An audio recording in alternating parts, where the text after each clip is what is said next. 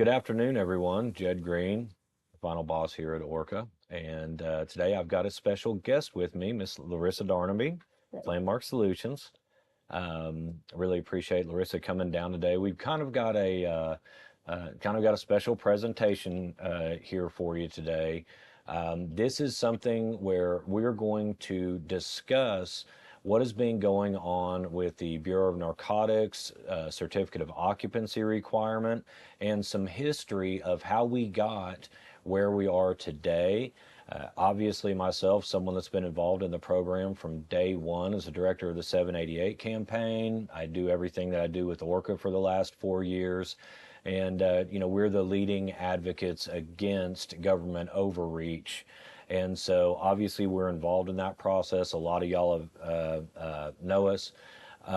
Ms. Larissa is with Landmark Solutions and one of the premier land use experts in the state, and has helped a lot of folks through the COO process, and has really just been side by side helping us in this fight for the last 2.5, 3 years now. So, yeah, Larissa, I just appreciate you, stopping in. Yeah, my pleasure. Man, 2.5, 3 years. It has been that long. That was a lot of time on the phone a couple of years ago working to sort through this, and I know Yep. that you've been busy, really busy, and we'll get more into that. What I would like to do here for this video is I'm going to start by simply I want to run down through kind of the timeline of about 7 years of program. I promise I'm going to keep this quick, and we need to talk about how we got here. So in 2018, we passed State Question 788. Immediately after that, industry folks, community folks got together with lawmakers. We got the first bicameral, bipartisan working group granted to us by Pro Tem Treat and Speaker McCall. Governor Fallon at the time had said we were going into special session if we passed, because a lot more laws were needed. 788 being a 5-page measure. We passed it. She reneged, decided not to go into special session. Industry worked with House and Senate, and everyone was ready by a critical date, which was September 10th of 2018, for lawmakers to take action before the program implemented and licenses started being let out. So there's a big public record on this. There's a lot on this on YouTube, what this working group looked like that was formed. But the bottom line is that our industry stepped up, and we had something known as the Unity Bill, which covered in depth certificates of occupancy, local codes and things. And ultimately that was not adopted. We did not go into a special session. OMA started handing out licenses. By the spring, a much thinner version called Skinnity was passed. And in Skinnity, what happened was the Senate decided to cut out all of the volume of law that dealt with COOs, and instead of created a COC, or a certificate of occupancy, that local authorities could give out. Some charged money for it. Yeah. And that's what everyone was told all across the state. And so, especially folks in rural Oklahoma, we got a COC, we got licensing from OMMA. OBNDD happily gave us registration. Remember, OBN was not in 788. That was something that was put in that Skinnity bill, where they were brought in and we were simply told to give them a $500 registration. So everyone did that. OBN took everyone's money and continued to do so. And so so off and running we were. We saw an explosion of licenses for a variety of reasons. But at the end of the day, those high license counts, remember, these agencies put them into business. They registered them without looking twice, even if there were 600 licenses to one email. Both OMMA and OBNDD did this, so they put everyone into business with the COC. And so now you fast forward, you kind of get through to this time now where we've had this explosion. It's 2022, and the agencies are talking among themselves, kind of what this looks like. And I say the OBN, the OMMA, and the State Fire Marshal talking about this kind of explosion of licenses. They had met for about a year at the behest of the State Fire Marshal. Those talks ended roughly around the end of 2022. And then, with no notice to industry, no rulemaking process, no laws, the director of OBN, through director's authority, created a supplemental packet in early 2023 that new registrants were now required to fill out. And that form, I believe, is dated January 25th, 2023. So this started raising alarm bells over here because OBN was saying their basis of this is, well, you're supposed to be in compliant with state law. You have to have this by state, the COO by state law, even though we were all told and registered otherwise. And so they put this out there.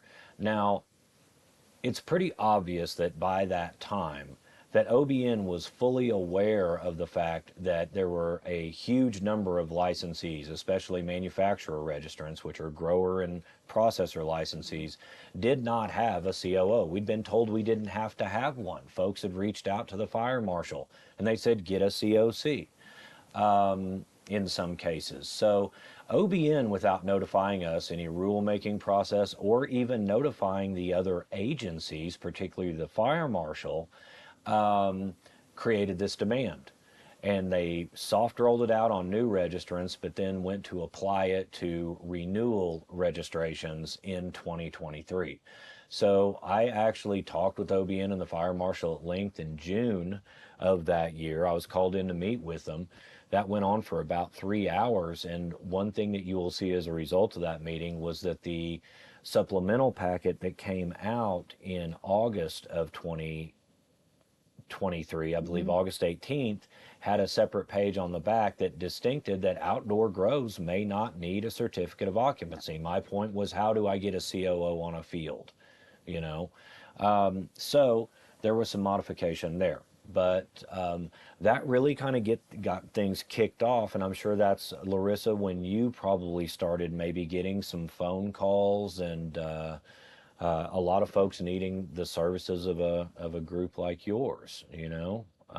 So that's kind of where we were at. Is that kind of track, or is, you know, kind of the time in 2023 that you started, you know, seeing volume, you know? Tell us about that, but also just, you know, just take a couple of moments and just tell us just a little bit about kind of your background in dealing with fire code and land use and such for municipalities. Yeah, so I started in land use in 2003. Actually, it's almost my 22-year anniversary. On the 20th of October will be my 22-year anniversary when I started in Jinx. People have heard me say it before. I was literally typing COOs on an actual typewriter in Miss Shirley's office in Jinx America during, if you were around that time in 2003 to 2007, we did thousands of permits in that time. And so it was just 2 building inspectors, myself, and a city planner in our department. And so it was interesting. After that, I ended up in Owasso as the deputy director of development, and I mean, did well over 1 million square feet of retail development, among other things. Had the TCC, TTC campus go in, largest annexation in the state at that time, Stone Canyon. So, and then after that, I went and did about 12 to 13 months in Catoosa, where I did that whole development that's across from the Hard Rock. So a lot of experience in navigating complex statutes in the event of Stone Canyon. The project in Catoosa was really difficult as far as like lot lines and things like that. So just very good at cutting down the weeds and getting to things done. As far as when I started with this in cannabis, you know, it was never really a major service that I ever needed to offer, was to get people certificates of occupancy, because if you were in an urban area, then you had the development staff to be able to answer these questions and to help people navigate that in their own development services departments. And it was just kind of always widely accepted that in the rural areas, you didn't have enforcement of code. Of course, there were certain uses that the fire marshal's office would always focus on: schools, like hospitals, nursing homes, anywhere that you'd have a large population of people that would have difficulty exiting a structure in the event of an emergency. My family has owned businesses in rural areas. I can tell you, like, the Able Commission uses these COCs, the health department uses these COCs, and it's in recognition of, hey, there's a way that we need to let people know in an area that this business is going in, so they don't just go in undercover type situation. but also in recognizing the limitations of businesses to be able to get functional in rural areas. Yeah, so OMA followed the very same path as those agencies up until 2023, like you said. Yeah, and then there was kind of a big flip up. I spent a lot of time early on myself, late teens, early 20s, as a general contractor, and did a lot of work out in rural Oklahoma. And even in a town like Tahlequah, the running joke was a building permit costs you $100. The fine for not having one is 50. You know, In the and city of Tahlequah, or yes, in the city of yeah, yeah, Tahlequah, and this is like say circa 2000, right? But yeah, I mean, it's one thing we all know anyone that's lived in rural Oklahoma, folks don't have a CDC, don't have a COO on their barn. They don't. There is just a huge lack of them, and well, it's not just a lack of them on a barn. There is statutory exemptions for agricultural for business agricultural, that right? aren't open to public and they're in unincorporated areas. So it's not just that they don't get them, it's that they are statutorily protected from them. Right, right, which is really interesting because on a lot of levels, especially some of the, hoop houses that have no Yeah. electricity are, agricultural structures by any other Well, heck, I grew up standard. on a farm and you have electricity to almost all of your greenhouses in some capacity. They would still have been viewed as utility. It's a really odd distinction for anybody to consider a greenhouse, regardless of the amendments, as an F1, but Right, right, whatever. Yeah. yeah. So, Not a so hill worth dying on that one. Right. So here in 2023, all of a sudden there's kind of this demand. I mean, let's talk about this for a second. Why this is, what one of the fundamental issues of this, I think, is capacity, right? What my understanding is that the OBN basically surprised both us and the state fire marshal with creating a demand overnight for services that the capacity simply wasn't in the ballpark of existing for. Yeah. So basically what you have is we've had this fire marshal's office that has been enforcing state minimum standards. I don't want to say enforcing, but has a state minimum standard adopted by the OUBCC, which was created in 2009. You have the first adoption on Commercial Code 2012, but they're not out there actively like looking for businesses operating to shake them down. They're there as a service basically for the peoples that have insurances, policies that want that to cover it or whatever it is, but they're not actively enforcing. So whenever you have the OBN basically quasi legislating on another agency's behalf by, forcing registrants to have to go and get the COO, the fire marshal's office at that point can't say, we're not going to do this. That's the service of them. I think, you mentioned it a little bit in your intro, but I do personally have clients with email correspondence from the state fire marshal's office where they were told, I mean, one is like back and forth with several members of the fire department's office. Like, do I need to get a building permit? And the final order, but the final email from the executive assistant to the state fire marshal, like not front of the house, but the executive assistant said, if you build a new building, you need to, but otherwise you can just go get your COC from the locality, the county at that point where they were located. And that was in 2020, the end of 2020, or it might have been even 2021. I don't recollect, but I've got another client that actually had to go to a hearing, their first hearing in district court last Thursday, a week ago today. And they also have a thread of emails where they were asking, do I need to submit for a building permit? And we're told, at that time you don't. Right. So Right. And so prior to OBN's unfunded mandate on the state fire marshal, do you have an idea of how many permits and COOs the state fire marshal would deal with annually, as opposed to kind of what that was looking like? I mean, just that demand itself, it almost like created the need for several thousand overnight at a minimum, if we're running COOs on hoop houses and things like that, we're talking the need for 20 to 30,000 of them created overnight. So I mean, about what was the fire marshal doing annually before this demand? According to their own reports and verbal accounts, they were saying around 1,200. They have a slideshow presentation on their website that was there prior to this enforcement. It's still there right now, and it says, it's about 1,300 annually, but they go into numbers at that point. And so they had 1,300 projected annually that they would facilitate. At that point, you had 6 field inspectors and a couple of plan reviewers. They said that it was expected on each project about an average of 8 emails back and forth. They say very clearly, we cannot give you code advice. We cannot help you with your design. Basically, we're bare bones as it is here. And this is, again, before marijuana. We're bare bones here. We don't have the capacity to assist you in your design work. We do about this many a year. And they had a 97% rejection rate at that point. And you have to think about things going in rural Oklahoma at that time. Dollar General's all the same layout. I know there was a big issue with Atwoods and Stigler that they wanted, you need to build over 12,000 square feet, which is when you get into triggering fire suppression potentially without firewalls. So this has been an issue since before weed, but then imagine now, also I think it's interesting to point out that you're going to have each site is basically one building by and large for businesses that are applying at this point. Greenhouses, I can only group so many in. So if you've got farms with many greenhouses, I've got some sites that have over 20 permits on them. Mm-hmm. And again, not only do you have 20 permits on them, you're now reviewing something that you've never reviewed before, because how many times do you think they've reviewed greenhouses? Mm-hmm. We're going to have you put fire alarm monitoring system in them, which I think is extremely dangerous without doing some serious due diligence, because those things are going to trigger.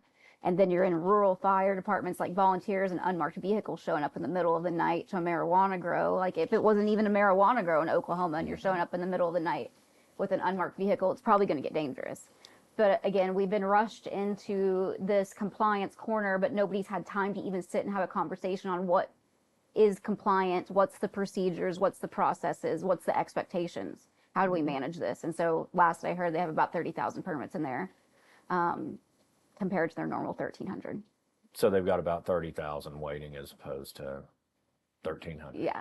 Yeah, and this is 2 years in. So again, this kind of brings me back to that point where, it's like OBN and Fire Marshal, OMMA, they talked at length. Oh, I don't see how OBN can say that they were not aware of what the SFM's capacity was, and we're probably fairly aware that they were absolutely going to swamp that system. Yeah. And objectively, there's no way that the state fire marshal ever really had a chance to be able to take this influx. I mean, there was no legislative process where OBN says, hey, we're going to do this. Legislature, state fire marshal has a chance to say, we're going to need to hire like 20 more people to even begin to do this. We're going to need an appropriation for it. Again, this was all director's pen and remains to this day to be, at OBN. So, that's, I think it's a real tragedy there. And I just, it's like the year that OBN decided they were the fire marshal type of a deal, And I've said this a lot. I think that we could easily get stuck in the weeds. I've done this for 22 years. Right.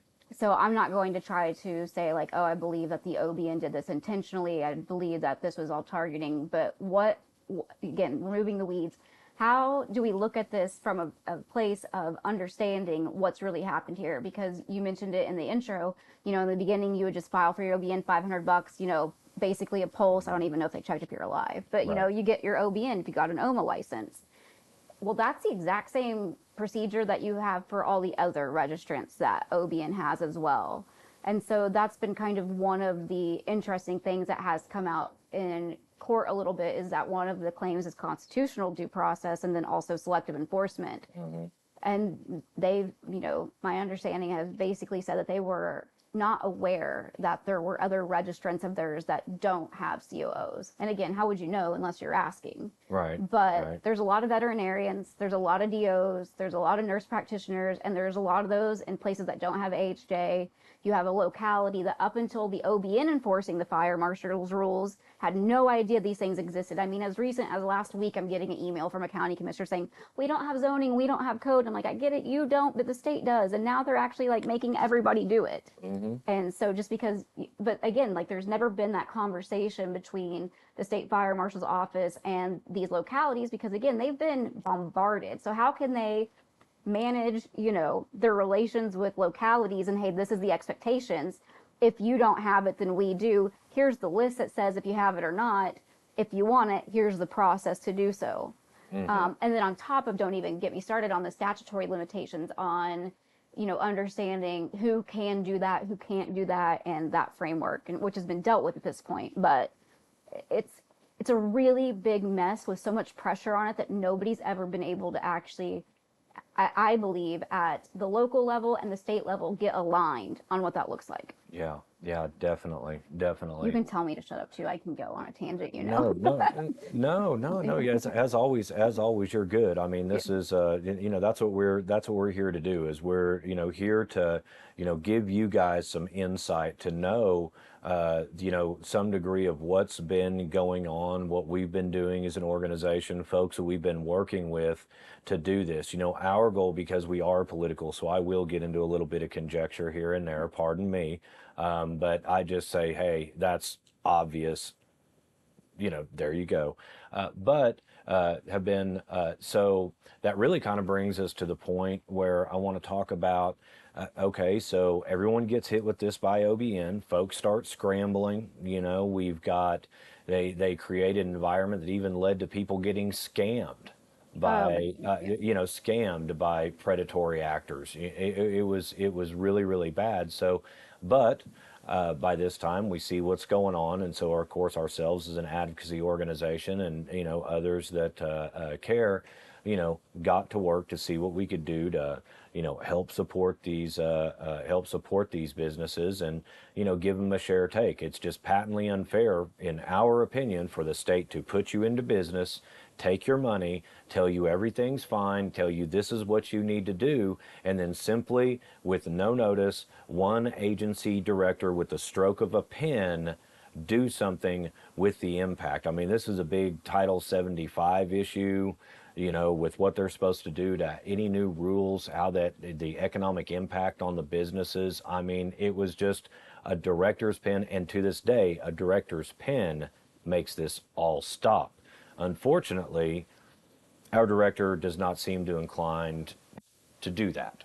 So we get kind of November 1st, 2023. We've hit this first deadline where OBN wanted everyone to, have this packet in as part of your registration. They said that even though they said, as long as you're working on it and you let us know, you're fine. They kind of created this soft, cozy spot where they did. Yes. It wasn't until January 19th. Yes, that's what it was. Tell us where you're at. Yeah. We know everyone's applying. And then, so now we get into January of 2024. Yeah. And this is where OBN now sent out their first round of notices for show cause hearing, correct? To come in and say, hey, give us a reason we shouldn't shut you down because you do not have your COO. And again, everyone being told up to this point, we're working with you, so on and so forth. Now, one thing I want to say at this point, kind of what we had during this time, and these are going to be some relatively round numbers, but there were about 2,500 manufacturer registrants that got this notice. And what we saw was that immediately 800 to maybe 1,000 of them never actually replied to that, which is a big red flag. And as we've talked with OBN over the years on this, and this was going on, the one thing that cannot be denied is that this bureaucratic exercise was actually initially one of the most cost-effective ways to actually catch up on enforcement. If you've got folks, say in this first group out of the 2,500, that don't even respond, as I told OBN, what do you bet? They're probably doing something else wrong out there.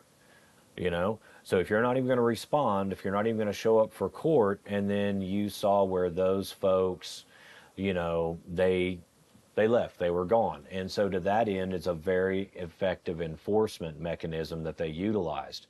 So that then gets you down kind of the remainder, and you've got another group that in that time, about 1,000 or so, that have since decided, okay, market's not good, this isn't worth doing, we're going to go ahead and exit now.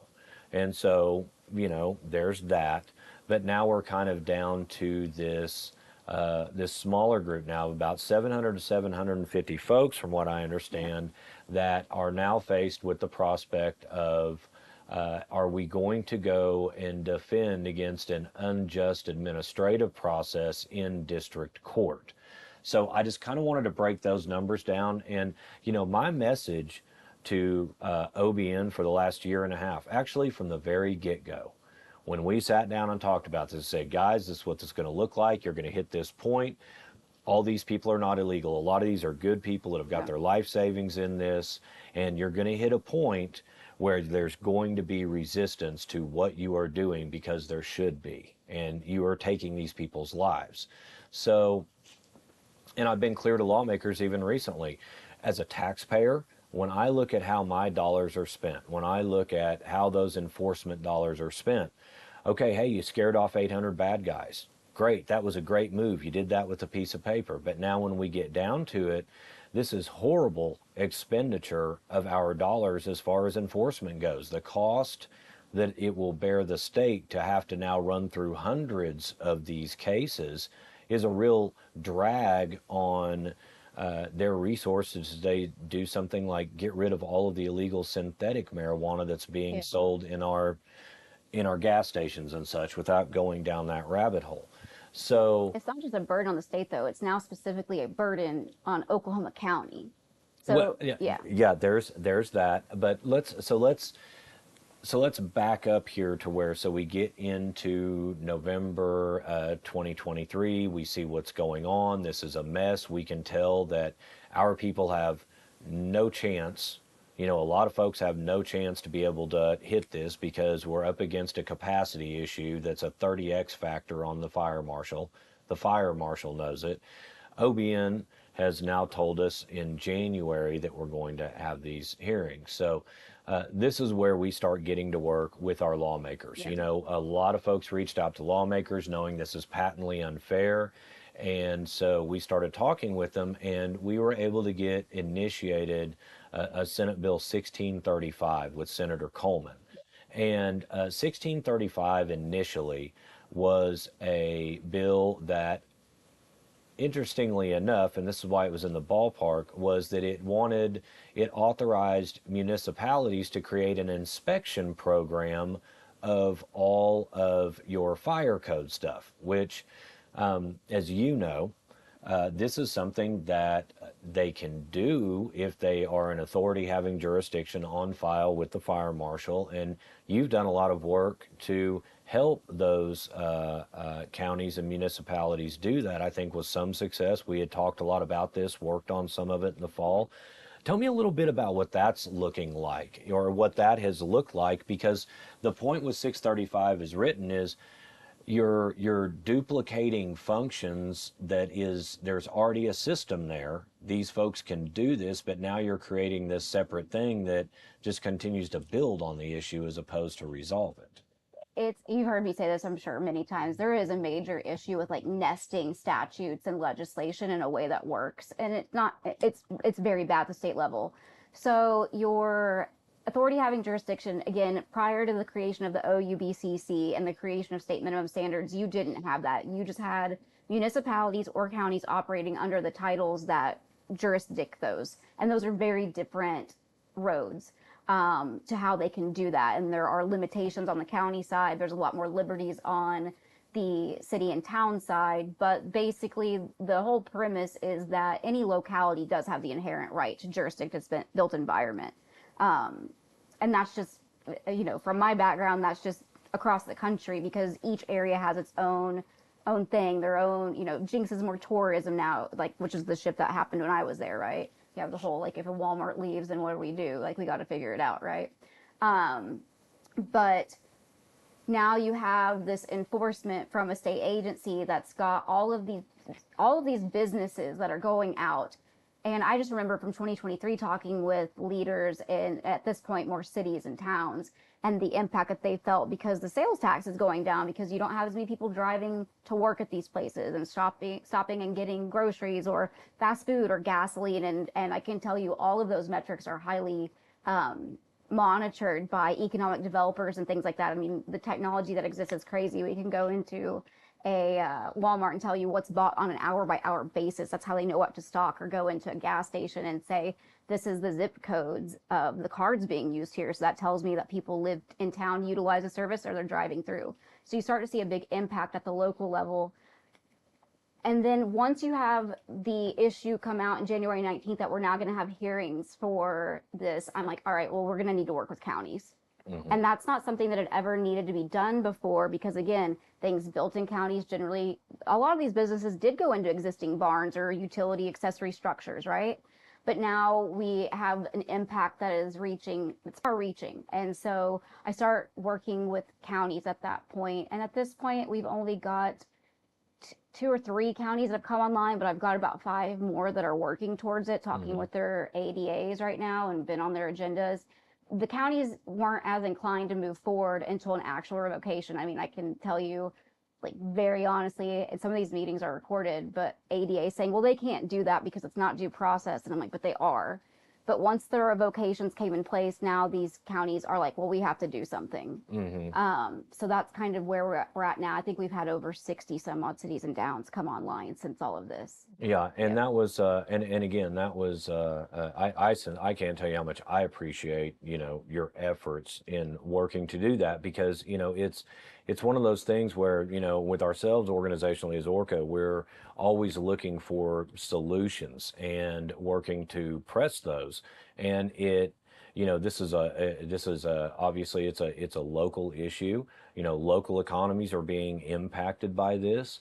And so it made sense. Well, the problem is manpower at the state fire marshal.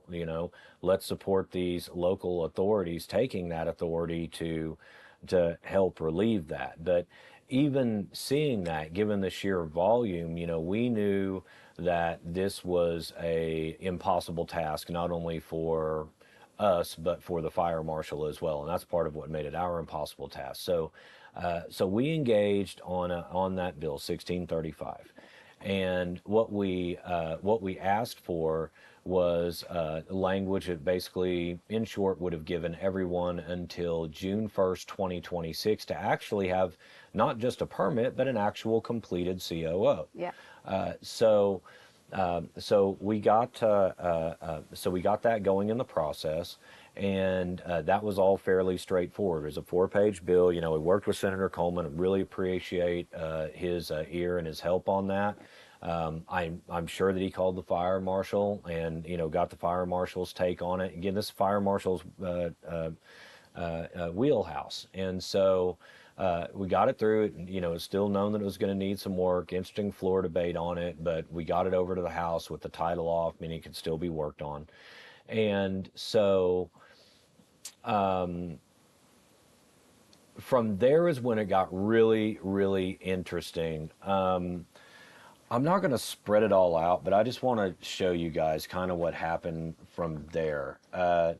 This sheet here is actually just the bill history of everything that happened with 1635. Folks that are familiar with this, this isn't normal.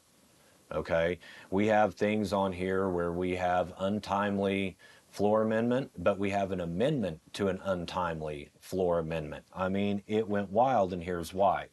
Once that bill got through the Senate, OBN took objection, and I want to make sure that everyone's clear on what this looked like. And without separating all of this, this stack right here represents 10 different versions of 1635 that occurred over the legislative process. And it, in short, without, and we've got the record of it, I could really, really go into it, but it's pretty simple what happened. We got relief in a bill from the Senate to give folks time. And yes, that would have let everyone out of the OBN's jaws, out of their trap, in my estimation. And so it would have been reasonable. It would have righted the wrong that was being committed. Well, this got over to the House, and OBN got a hold of it and got a in-committee substitute that basically took the language and kicked it back to where instead of a date of June 1st, 2026, it would have been like originally June 1st of 2023, I something think that like we that. need to really punch on though, because a lot of people may not understand. Like, so when it went to the House, you've already had it get passed by the Senate. Yes. And I remember, like, my clients will know, I'm like, listen, like, this made it. This is so great. Like, I remember you and I talking, like, dude, I think this might actually, like, work out. This is going to be fantastic. And then I think you had to talk me off the ledge a couple times in the days thereafter. Well, it got wild. And I mean, just to summarize, and we can nail this down to dates, but I mean, it would, even if I just go point by point, it's 10 minutes. But here's basically what happened, folks, was we got the bill over from the Senate. OBN was not happy about it. They got a hold of it. We caught them in the 11th hour as this thing was going out of committee to a floor vote and got it pulled off the floor. There were then 2 days of negotiations beyond that where we got to a form where, and the big debate in this was the date. It was all about the date that was getting set in there. And ultimately, through very tortured process, what got through the House, still with title off, which means this is going to conference committee, was a date that I believe was, you know, we had come back with one, they had come back with one. That's what all these versions and weird amendments. But it summarizes up to, I believe, where it was set at November 1st, 2024, which was still not where, we were looking to be. So what happened was it went into conference committee, and the House and Senate picked a date basically in between of November 1st and July 1st or June 1st, 2025 that we had in there. And or 2025. The first one was 2026, then it was Right. 2025. Yeah, you see how all over the place this is, but ultimately what happens is we land with the February 1st date that you see now, which is what created the safe harbor. That created that date of what's known as the safe harbor. So you've got folks before that, folks after that. We were obviously working to push for a later date and had it. Because it's the last week of session on top of this. Like, it's Yes. not, like, we're also like, this session's going to end. It was very stressful. Yeah, we got down to the very end, and that's ultimately where we landed. And what's crazy is along the way, guys, in the middle of all of this, remember something called final form testing had been killed on the House side, and we managed to pick it up as a hitchhiker on the way through. Guys, this is like running through a battlefield and us having to pick up the poor orphan kid. At the same time, we're trying to fight 10 opponents at one time. It was so bad, but we got it done. And really happy about that. I thank you. I thank everyone for all of your help. And that's, kind of what set the basis there for this. And that's what that looked like. So I know and we that still weren't satified with that, though. I do No. want, I've got, and my clients know I've had you emailing reps. I've got dozens of emails to reps and senators. We didn't care what the date was, so long as it was, we now have a goalpost. We know what the date is, and it's not 4 or 5 months ago. Right. Like, we can manage this now. It's just, it's very much like a pulling the rug out from under feet this whole time. Well, and this is the thing, to know about. And this is something I don't think a lot of folks really realize about the way that OBN operates and the way this process has gone. Okay, so let's take a look at this timeline wise. They call everyone in January 1st. Now this coincides with the legislative session, and what we see are a couple of bills. We see a bill in particular, 3567, in which they was billed as a cleanup bill. This is just a cleanup bill. The classic 3 red flags words that you hear at the Capitol. This is a cleanup bill. And they said, we're just cleaning up definitions. Well, I dug into it and found that there was a section where OBN wanted to put into law that you were basically not allowed to present evidence at your administrative hearings, which then short circuits your ability to present evidence in a district court appeal.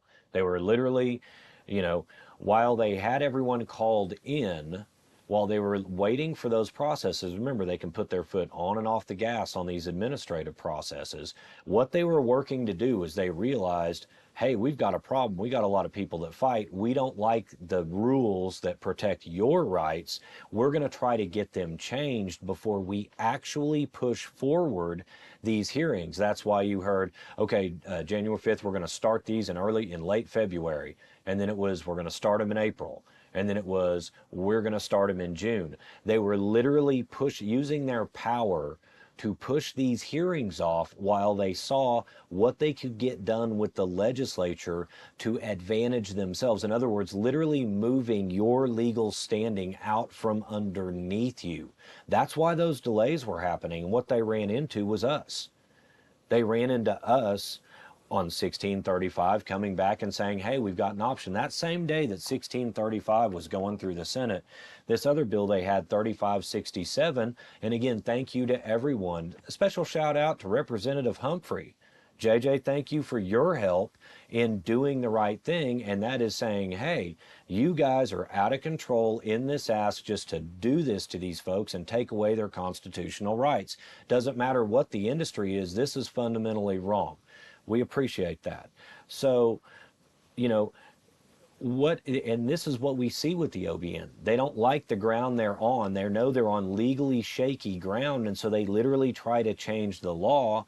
And fortunately, we were able to get that defeated in 3567.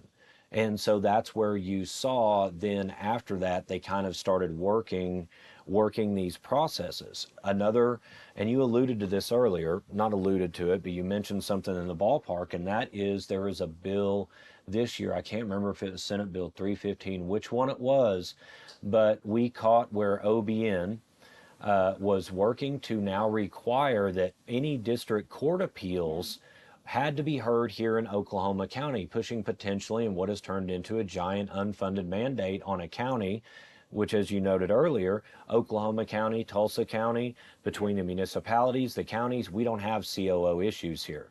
Yeah. So what they've done is pushed all of this mess from all across the state into Oklahoma County. That's what they wanted to do with this bill. We blew them up on that. Thank you, everyone over at PCA who actually helped out with that, and all our ORCA folks that helped out. We put a call out. We caught it before committee. Y'all raised hell about it. We got legislators' attention, and we got OBN to tell us and lawmakers that this bill, if it was passed, would not be applied to everyone with the COO stuff. Well, that's not what they did in retrospect. Lawmakers, I want you to remember that. They didn't just misrepresent to us. They misrepresented to you. You know, we've got all the video on all of this. So, you know, that is what OBN habitually does. And folks need to understand that, especially those that, you always have those super spunky folks that feel like they've got a great relationship with an agency at the moment and say, well, if everyone was just doing their job as a legal business, this wouldn't happen. Guys, what we're describing is not normal. You're talking about an agency that actively through these bills attempts to change the playing field even on these legal processes. And so ultimately they did get that through this year. We're, going to be talking to lawmakers about that again in the fall, and, credibility issues with folks that are willing to go to that extreme. So a little opine there, and that's my opinion. Okay. So obviously for me, I don't have the same background with these agencies that you do. Like, just dealing with the Senate Bill 1635 was kind of like Schoolhouse Rock, like how bill becomes a law, like being personified for me at that point in time. It has been interesting to see it. I've grown up here. I grew up on a farm in Oklahoma. I've been doing land use for 22 years. You see, some weird things on a case by case basis. I just, I know what I know, like, as muscle memory, because I've done it for so long, right? So I can sit here and say that watching an agency do this, I'm like, there's no way that this will work. Like, they can't do this. Like, I know what the rules are as for development and retroactivity and like what's grandfathered and all of these things. And of course, what I found in actually, because I just now testified for the first time in district court because I wasn't really allowed to in the OACs, right? Right. So I went and testified last week for the first time.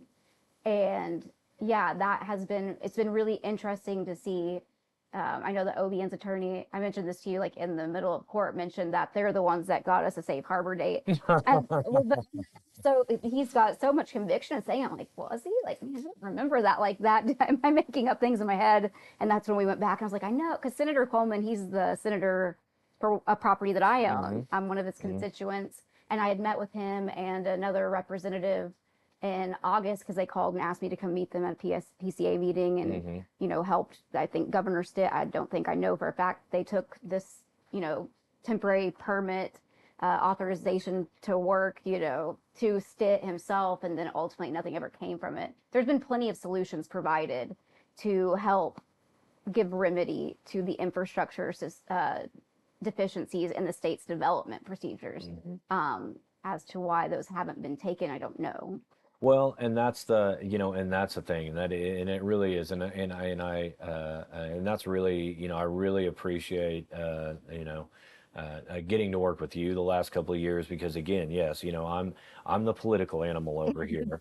That is, you know, this is the world I live in, and that world is what sets up, you know, the attorneys and everyone else. The work that we do is what sets the playing field, and that's why it's so crucial what we do. And obviously, I get really deep in on this. You know, a lot of y'all know that I've done campaigns and elections for 20 years, so.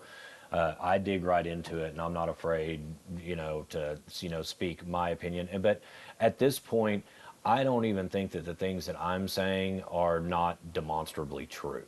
You know, it's really hard. And I mean, ultimately, you know, maybe, you know, some of the judges on these cases, they, you know, they get an interest in what really happened during that legislative session. And, you know, I would just put this out there, if OBN wants to come into court and misrepresent their activities and what that legislative process looked like, I'm ready to come in as the Rain Man of cannabis law and how we got there in Oklahoma.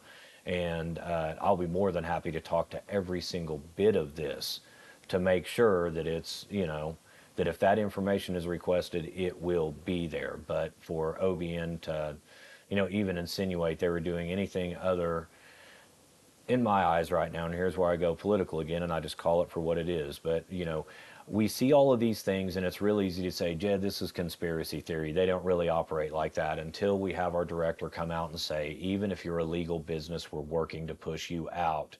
Guys, when that statement was made a few weeks ago, this is how that is being done. This has been the vehicle, this process, this retroactive application, you know, has been the vehicle for it, from what I can tell. While I'm not political, I do want to say that having been so involved, and I do have so many like lifelong Oklahomans as clients, the impact of having to move all of these cases to Oklahoma County is extreme. You know, there's a common phrase in developments called NIMBY, not in my backyard. It's a lot different when a constituent is going to their local courthouse to plead their case. And like, these people know they've been there for these COCs. They've been trying to do everything, you know, whether they've been given bad advisement because they themselves got bad advisement from the state level. It's different. It's a lot less personal when you're in a bigger city and you have these people coming up. Well, you guys, everybody here knows about COOs. Everybody. So ignorance doesn't make any sense to you, but whenever you have an area where they don't know about COs, they're, you know, I can't tell you how many commissioners I talk to that also own businesses that don't have COs. Oh, yeah. And I'll think about my personal experience too. I have an ex a while back that we as a doctor, and we owned a doctor's office together. We had an OBN and, you know, not a COO. I had plenty of clients, a couple dentists and one doctor. They're like, man, I don't have to do this for my doctor's office, and we don't have COOs. At that point, you know, it really gets into an interesting conversation. Yeah. It really does, because it just shows how out of the norm this is. Yeah, it's very weaponized. Yeah, very, very weaponized. Very weaponized. I think that's a lot. That's a lot. Yeah. I think that's a lot for folks, but and, you know, again, and that's what This is like bad therapy. I'm like, we're going to go back in time to the worst times of your life. Well, the thing is that I wanted to, you know, talk about this and, you know, just let everyone know, kind of, here's a little more background. Here's some of the things that have gone on. This is atypical, and, you know, really just to let folks know that that you've got some great professionals out here working on this. Everyone don't just take this laying down, and know that. Again, I see now started getting some calls here recently. The requirements coming in on dispos, and I expect we're going to see more of this, but also as we see how this moves forward, and I think that we are hearing that there is some pushback against OBN even in the Oklahoma County District Courts in some of these. It's still too early. I don't want to litigate anything here, but I remain fairly committed to again talking with lawmakers here this fall. I talk to them now, keep them kind of abreast of what's going on. And if OBN does continue down this road, again, with just an openly stated goal of putting people out of business, I actually told OBN this at their last permanent rules hearing, look, guys, you're going to do what you're going to do. I can't hold you accountable. That's lawmakers' job. My job is to hold lawmakers accountable. And so, I would encourage everyone that is dealing with this, make sure your lawmaker is aware of what's going on and how you're being treated, both your representative and your senator.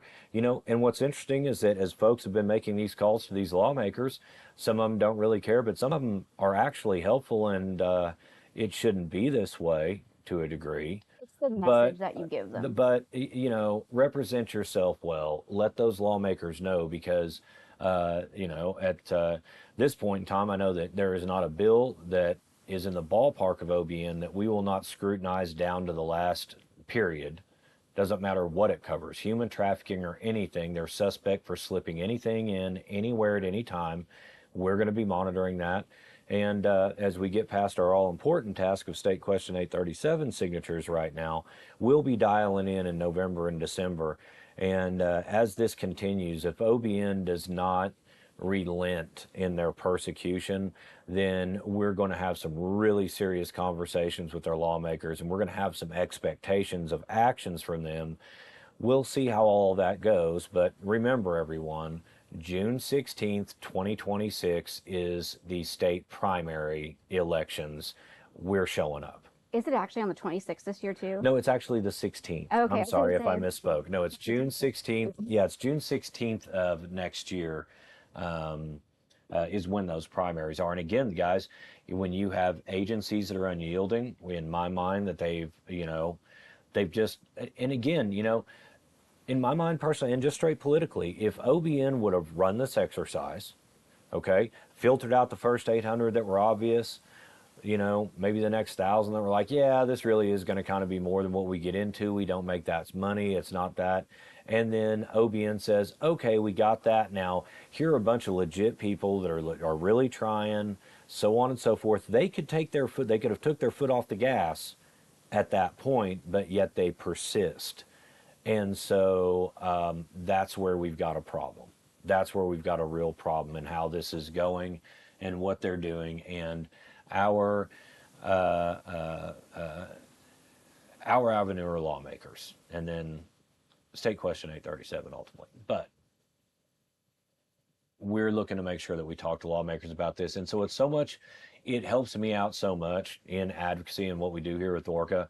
Don't be afraid. They're your lawmakers. Let them know what is going on as a professional business that you are. Makes it a lot easier when I go and talk to them. They say, yeah, I've had 3 or 4 people contact me about that. What's actually going on? Yeah. I say, okay, well, here's what's fair. Here's what's going on. And here's what we're working through. And that's kind of what we're, just hoping to do here today a little bit, is just to have kind of sorted that out for some folks. I think just to wrap up the highlights, whenever you contact your lawmakers, these are the things that judges seem to be interested in, because you don't want to get off too far in the weeds about, conspiracy theories and is this, targeted, even if the evidence looks that way. At the end of the day, the real hot topic issues are that February 1st retroactive date. Why is that a date? It's arbitrary. What's the difference between before and after? The fact that you have selective enforcement that they're not requiring the other registrants to have COOs. Again, personal clients that are dentists and doctors, veterinarians. I pulled the registrations for all of those over the weekend, and there's plenty of them in areas without AHJ. There's at a minimum as many outside of AHJ areas, and even within probably that don't have COs, as there are now existing cannabis businesses. Easily. My understanding is that the OBN was unaware of that, and they're going to be moving forward with ensuring those registrants also have COOs. What's that going to do to the state infrastructure on an election cycle?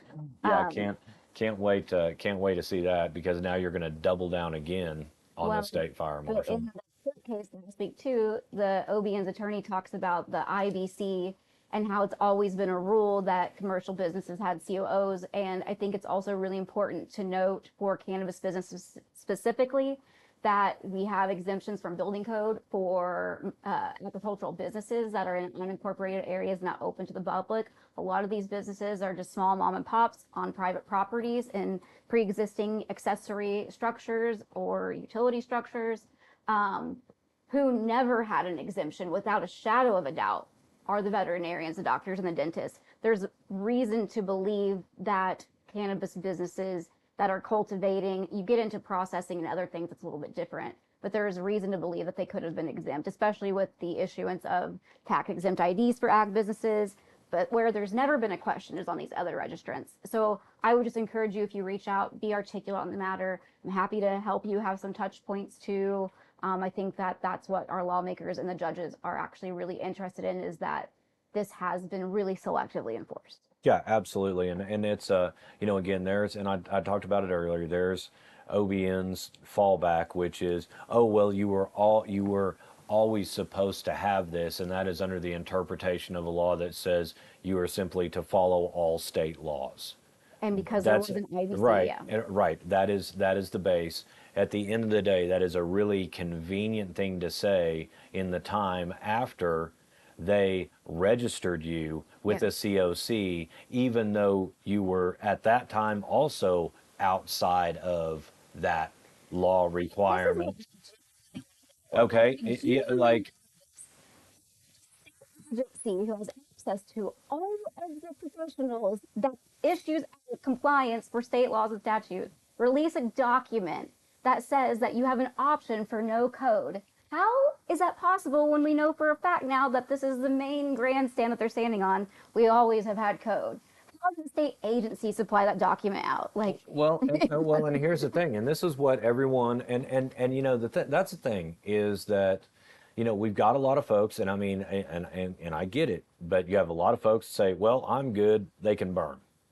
That's the attitude of a lot of people in the industry towards other folks in the industry. But what you guys have got to understand is that there's something else in that law that OBN cited to be able to do this. You have to be in compliance with all state law. Okay, well, so every one of the cities, whatever, some folks at the AHJ, yeah, you're good. Guess what? You got by. But there is also something in that law that says you are also to be in compliance with all federal laws. Now, OBN, the way they've done this, guess what? They could wake up tomorrow and choose violence against you based on that premise, and every single one of you, no matter who you are, how much money you got. And that's what a lot of y'all are finding out right now. You think you're big, you think you won't get messed with, but you are now, aren't you? This is the first wave. If they can get through on this, don't be surprised if they do that. Don't be surprised if Schedule 3 is used as a trigger mechanism to be able to do that. Now, that's, the ORCA crystal ball over here, that's my conjecture, but I've been right more than I've been wrong on this. We're watching it, hope you do too. Again, State Question 837, you get the signatures, we get that passed. Oh, believe me, there is a clause in there that will prevent this type of activity from state agencies in the future. So,